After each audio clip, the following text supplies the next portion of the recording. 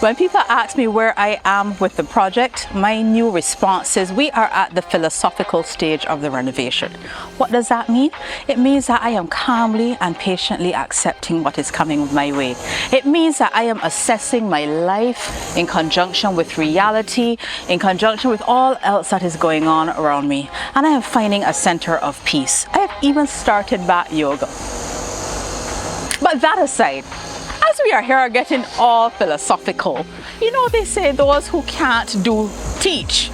So now that we have established that there was some very sound advice that I got early up in this project that I did not take, it pleases me to share with you, right, the error of my ways. Because at the end of the day, I now know better, which I can apply to my next project, but more importantly, you know better.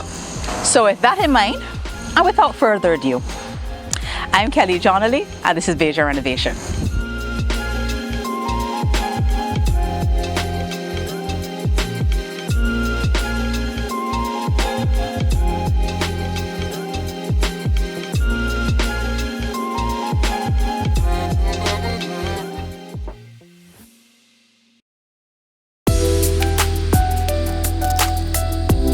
So I'd have mentioned that we are picking up from our most recent interview with architect Vicky Telford. If you haven't watched her interview, it was last week Sunday, and I would say if you are looking at a fixer-upper or starting a construction project, you should definitely hear what she has to say.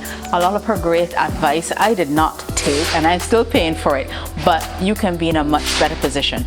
Now, one of the things that Vicky spoke about was variances, and we're going to expand on that a bit today, because the great thing about the house being at this stage is that I can visually show you and speak to you about what variances can do to the timeline of a project as well as the cost.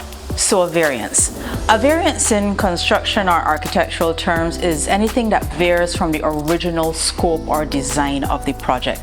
There are different types of variances. You can have a budget variance, which is of course when materials cost more at the time of execution or when you were quoted.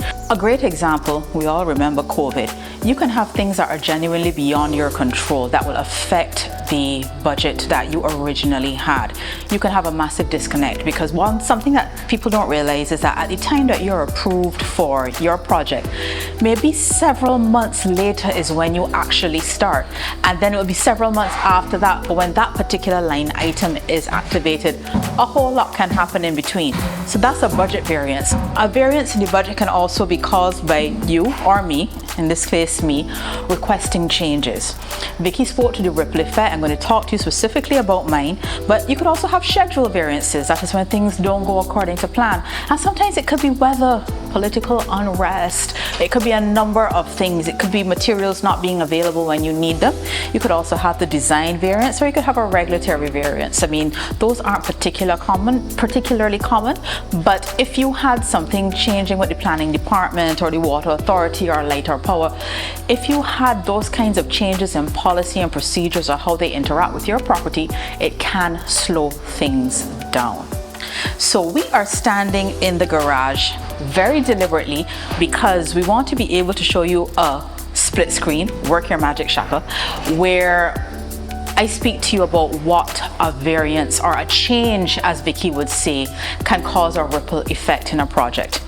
Now, when I had done the initial quotation for this house and I would have met with the bank, the quotation and the project outline said that we will be enclosing the garage and using the garage for a main door entrance. Sounds very simple, right? Now, if you look at the visuals, you will remember that obviously the garage opened here and it opened straight through to the back.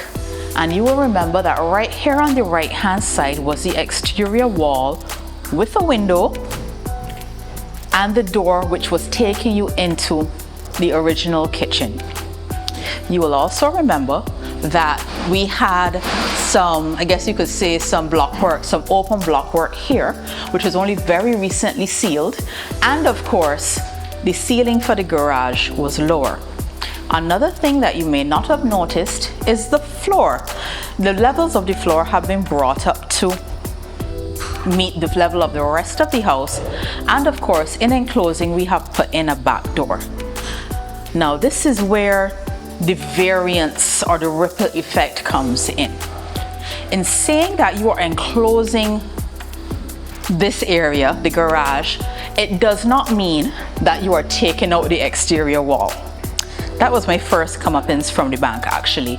Removing the exterior wall, even though I may have thought about it, it was not something that was detailed. And as Vicky said, there's a cost. There is a cost to demolition, and the cost for that demolition was not taken into account when I initially put forward the renovation budget. Another thing is that we took out the window. As you know, I painstakingly saved my windows, but here's the joke. We actually don't need the window. So all of that time spent digging out the window, and it takes a lot of time because this house was built with love and fortitude, could have been saved. So you remove this exterior wall, and in the process you compromise what was left of the beam at the top, and the beam fell down. I didn't show that on camera, that was too much for y'all. But the cost of removing this wall, not budgeted. Why? Because it is only implied, it was never stated. Raising the floor level. You can enclose a garage without raising a floor. You now have to go and backfill all of this. Now we have a back door here, and you might say, well, obviously you're putting a back door. It's not obvious. If you say you're enclosing a garage to use this as a front entrance, it does not automatically mean that this is the back. The back entrance for this house was actually where my daughter's closet is now. I'll show you. That area was reclaimed so that she can have a closet space, but in doing so, it meant we lost the back door. So several things have already happened just in this little space. You took out a window that you didn't need to take out. You took out the entire side wall of the house, which was a load-bearing wall. You have raised the floor, you have sealed in the wall, and you have put in a back door. But it gets better. Of course, now we have also raised the roof. Now, something that Vicky was saying to me off camera, but she said it very politely on camera, that this is very involved. In raising the roof, you now have a lot more plastering to do. That's something to take into consideration with the plastering. When the roof level was just to here, a man could stand on a few blocks and plaster. You now have a lot of scaffolding that has to come into the house because we cannot reach the upper layers. So all of this scaffolding has to go on, has to be erected, but then you have all of this additional plastering because yes, you raise the roof in that yes, the roof is on the house, but now you have all of this extra block work that is exposed. So the time that could have been spent just plastering the lower levels is now being spent doing the upper levels. I'm happy to say that it's done, but it took 2 weeks to get it done. That's a time change. So I'm pointing out to you how these two changes are materially affecting not just the timelines and the budget of the project, but you know we like to cuss contractors, right? Because they're very easy to cuss. In this instance, I'm the person who said make the changes and they're just accommodating. So when my bills are going up and it's taking longer, I do not have anybody else to blame but myself. But it just does not end at the plastering. It also makes some differences to the electricals. So yes, on the base layer, the plugs and the conduits don't change, but now if you want your lighting to go through the roof, we now have to take everything a little further, everything a little higher. And I'm going to give you a little glimpse of the bathroom. And this is just to show you the ripple effect of a change. Thrilled to bits with the roof, but if you see the contraption they now have to build in the bathroom to be able to plaster the bathroom, there's a cost. It takes time to set it up, and that ain't got nothing to do with the cost of painting, because the same people that can't reach the roof to plaster can't reach it to paint either. I look forward to that quote coming back. So I say that to say and to really tie into what Vicky said. It's great to make changes to have the desired outcome that you want. I cannot say that I regret the changes that I've made, but it certainly affects me in my pocket, and it is affecting the timelines of the project. And it's something you need to be mindful of, because you may not have the additional resources to draw on, or you may not have the benefit of time. So that when we make these changes that go off course, a simple thing like enclosing a garage, licking out a side wall, putting up this roof and doing all these other things, we're really making a difference. And that's just one part of the house. So as you can see, still very much all hands on deck. As we take you around, you will see that the plastering on the upper level is almost finished. And again, we would have been finished the house plastering ever since if we didn't build this other house on top of the house we already had. You'll also notice a lot of the electricals are sealed in.